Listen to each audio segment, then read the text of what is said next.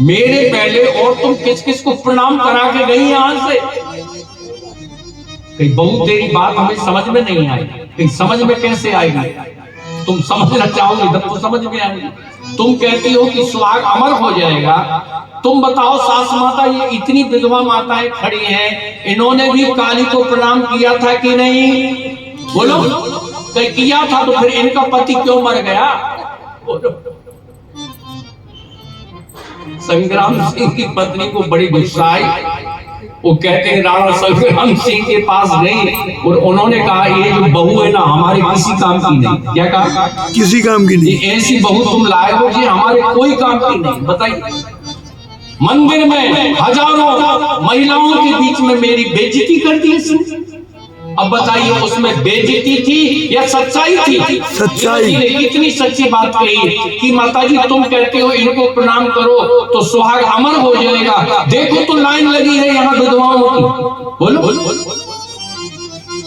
तो मैंने जिसको प्रणाम किया है मेरा सुहाग तो अमर ही है, इसलिए मैं तो प्रणाम करके चली हूँ। 24 घंटा वो मेरे साथ रहते हैं। अब प्रणाम दूसरे मैं किसको करूं? और हम जगह जगह खोपड़ी पटक रहे हैं, इसलिए दुख नहीं मिलते हैं, एक ही जगह झुक जाइए। जो कृष्ण के चरणों में झुक गया उसको अन्य कहीं झुकने की आवश्यकता नहीं है। और कहीं झुको भी तो आपको कृष्ण ही दिखाई दे। क्यों? क्या दिखाई दे? जहां भी झुको, चाहे देवी के मठ में, चाहे शिव के मंदिर में, कहीं भी झुको, किसी वृक्ष के नीचे भी झुको तो तुमको कृष्ण ही दिखाई दे तो तुम्हारा झुकना सार्थक हो गया। व्यापक व्यापे अखंड अनंता, अखिल अमोघ शक्ति अखिल अमोघ शक्ति अखिल अमोघ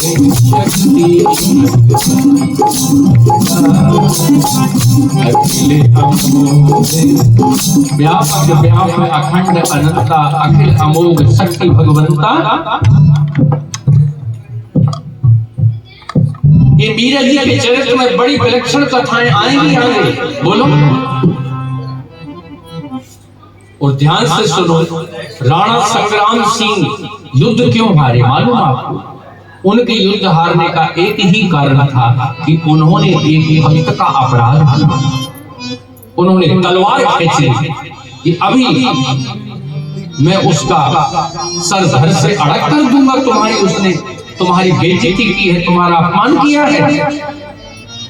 मगर वो भी रानी थी तो राजा ऐसे तो तलवार चला नहीं सकते थे। कहते हैं उन्होंने तमाम मारने के उपाय किए और मीरा के मारने के उपाय जब उन्होंने किए तो इसी कारण से वो युद्ध हार गए और उनके शरीर में उस दिन 80 घाव हुए। कितने घाव हुए? 80 घाव हुए। उसी समय उनके ही एक सेनापति ने उनको जहर दिया, जिस कारण से राणा संग्राम सिंह की मृत्यु हुई। महाराणा संग्राम सिंह की मृत्यु का कारण क्या था? एक भक्त का अपराध था। किसका अपराध था? भक्त का। बोलो जरा, भक्त का अपराध। चित्तौड़ ने कभी पराजय का मुख नहीं देखा था, मगर चित्तौड़ में पराजय कब हुई? जब उन्होंने मीरा का अपमान शुरू कर दिया। इसके बाद कोई युद्ध नहीं जीता चित्तौड़, कोई युद्ध नहीं जीता।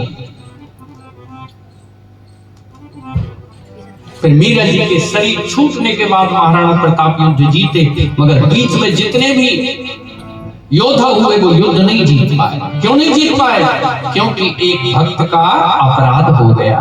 जीवन में किसी भक्त का अपराध नहीं करना चाहिए। जो अपराध भगत कर करी और राम रोष पावक सो जरी, यह महिमा जानहि दुर्वासा। भक्त का अपराध भगवान को सहन नहीं होता है। अभी आप श्रवण कर रहे थे, भगवान श्री कृष्ण कह रहे हैं अर्जुन से, हे अर्जुन, हे पार्थ, मुझको अगर कोई प्रिय है तो गोपियां मुझको अधिक प्रिय है। मैं उनका ऋणी हूं और हमेशा ही उनका ऋणी रहूंगा। इसलिए कृष्ण कहते हैं जब जब वृंदावन सुधी आवत, जब जब वृंदावन सुधी, भगवान को वृंदावन की जब सुधी आती है, वृंदावन का स्मरण आता है, तो कृष्ण की आंखें गीली हो जाती हैं, कृष्ण रो पड़ते हैं। जब जब वृंदावन सुधी, क्यों? वृंदावन की गोपियों ने उनको जीत लिया है, उनको कोई नहीं जीत पाया। अगर उनको किसी ने जीता है तो ब्रज की गोपियों ने जीता। मैंने कहा ना, वो कृष्ण की गुरु भी हैं, वो भगवान श्री कृष्ण की शिष्या भी है, पत्नी भी है, मां भी है। कितने संबंध हैं गोपियों से भगवान के, कितने संबंध। प्रत्येक गोपी के मन में लालसा रहती थी, देखो ये यशोदा की गोदी में बैठते हैं, कभी मेरी गोदी में बैठेंगे? भगवान ने कहा चिंता मत करो, मैं तुम्हारा ही बेटा बनूंगा। क्यों? जब ब्रह्मा जी ने बछड़ों का और गोपी ग्वालों का हरण किया, भगवान के सखाओं का, तो वो सब सखा कौन बन गए? कृष्ण। स्वयं कृष्ण ही ग्वालों के पुत्र बन करके प्रत्येक गोपी का स्तनपान कर रहे हैं।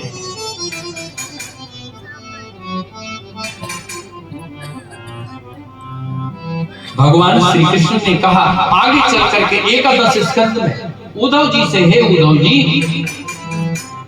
तुमको पता है मैं जब अपवित्र हो जाता हूं, बोल भगवान भी अपवित्र होते हैं? अरे वो क्यों अपवित्र होंगे? भगवान कहते हैं नहीं नहीं, मैं भी अपना अभिषेक करता हूं। क्या करते हैं? अभिषेक। मैं अभिषेक करता हूं। कि आप किससे अभिषेक करते हो? कि भक्तों की चरण रज से। किससे? भक्तों की चरण रज से। भक्तों की चरण रज भगवान अपने मस्तिष्क पर धारण करते हैं, अपने आप को अभिषेक करते हैं। आपको पता है भगवान रज में क्यों लौट रहे हैं? बोलो ना, क्यों लौट रहे हैं भाई? भगवान ने प्रत्येक भक्त की चरण रज को से अपने आप को अभिषिक्त किया, इसलिए वो ब्रज रज में लौट रहे हैं। समझे आप? ब्रज रज में लोट लगाई जो ब्रज रज में, ब्रज रज में लोट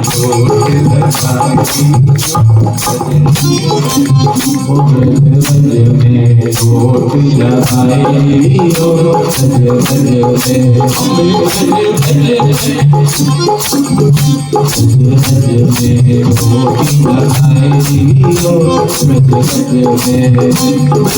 रज में